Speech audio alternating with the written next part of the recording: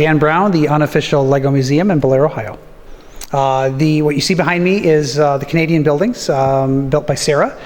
She was a adult fan, and I mean an adult. She was a grandmother that decided that she wanted to build all of the Parliament buildings in Canada, and much to the dismay of her family, she went back and forth to the Canadian Lego factory and bought brick after brick after brick, and we're talking 20, 30 years ago. So when she passed away, her family had all these assemblies in the garage, and they turned around and we were able to get them from Canada and bring them down. The import was kind of interesting, but we were able to do it, and they were being rebuilt right now. Okay, so if you want to point out, these are recreations then, these are all real buildings she built? These are all real buildings that she built. She turned around and put the different names, Saskatchewan Legislature on top. She built them to scale. We're getting attacked by bugs. She built them to scale, and she was well known for tearing them back down again if she didn't have the scale correct. So she would go through and count the number of windows, and if she didn't get it correct, she would turn around and tear it down. She built everything. She did doilies that went with them. She went through and actually made the wooden platforms that they sit under. She actually built the platforms for them. She was very, very intense. Now, if you give a little more detail on the story of how you got these, how did you hear about it and shipping them down here and everything? Well, I found them for sale. I went up and they were trying to sell individual buildings, and I'm like, well, these are interesting. Let me make a phone call. And it was a friend of the family that was trying to sell them, and they really didn't want to sell them. They wanted to keep the entire collection together because a lot of people wanted them for the bricks. As you know, brick prices are very expensive, and the old windows are very sought after. There's about 4,000 small individual 1x1 brick windows in these, so they're quite valuable when it comes to pieces parts, but they wanted them to stay together, and as you can see, they've been a showcase at our museum for about 5 years now. Mm-hmm. Yeah, and they're really cool. So I don't know if you know much of the backstory. What did the family think of her building all these? They thought she was nuts. They thought she was insane. She actually built a little museum in the basement of her house. I've got pictures of her showing people the buildings in her house. So I guess now I'm not the only museum curator in the Lego world.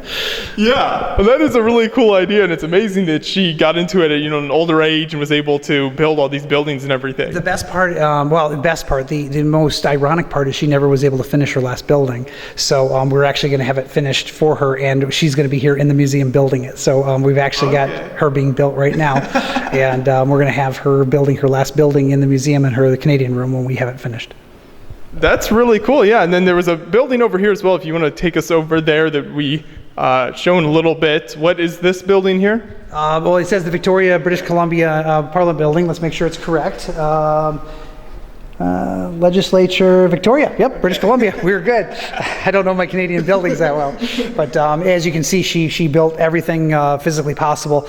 There are some wooden structures on the inside where she turned around and she was able to keep the roof and things like that up with it. And as you know, some of these smaller windows are very, very difficult to keep in place. So we've had a heck of a time rebuilding these things because the windows just fall out. But if you look here, you'll notice those are very, very old windows, and she bought them directly from the factory, brand new. So I'm not sure how easy that would be to do today. No, good luck. Lego doesn't support the adult fan builders as much as they did in Canada back in the 60s and 70s. Yeah. So. Well, that's really cool. Thanks for telling us about some of the story behind those and the buildings there. Appreciate it. You're very welcome. You're currently standing behind the scenes at the Toy and Plastic Brick Museum. We have the Canadian buildings that we got from Sarah from Canada. As you see, they come in different forms, different pieces, parts. You'll recognize these as very, very expensive little windows. But we basically got her entire collection. Her son-in-law and her last son was going to respite care, I believe. They contacted me and said that they wanted to have the collection stay complete. They had offers on buying individual pieces and individual buildings, but they wanted the whole collection to be one collection. So here it is, and we're going to have a Canadian-themed room hopefully by next year. And once we get enough time to actually finish rebuilding all the buildings. And the neatest part is Sarah's going to be here herself, even though she's passed away. We're building her with Lego to be, building her last building because she never finished her last building. She passed away before she could finish it, and we're going to have her here finishing her last building. Mm-hmm. So this is going to be the Canadian theme room then. You've got several of these buildings over here. When you're fixing these up, what's kind of some of the process you go for as far as looking for pieces? And these are terrible. We have the pieces, but these windows don't bind well. They don't have a bind bindery mechanism. So basically you have to push them in from behind. And that makes it very, very interesting to keep them in place while you're turning around and building a building. So we have to knock the back wall out of the building, reach in, turn around, and either with pliers or long neck tweezers, go in and push the windows in and keep them in place as we're rebuilding the entire structure. So that's why it's been a little bit slower than we want, but we're actually getting it done. And when you're setting up a new room here, how does that usually work? When you've got an idea for a new room, as far as, like tables for display or shelves, or what? How do you decide to do all of that? Well, sometimes it's pretty easy. Sometimes it is like we'll have a club that wants to do something, or we'll have a group that wants to do something. Other times it's more of a collaborative, where we just kind of come in, have a brainstorm. This is what we're going to do. Other times the collection is so large that it takes up the entire room, and that pretty much makes it that room. We have another room that's being worked on as well. That's the Chinese model room, and that is huge, so it's going to take up the entire room. Other ones we have to piecemeal it, like the room that we were just in, where we have a little bit of Disney theme and a little bit of Scooby-Doo theme, and we have parts that we kind of put together into a complete room.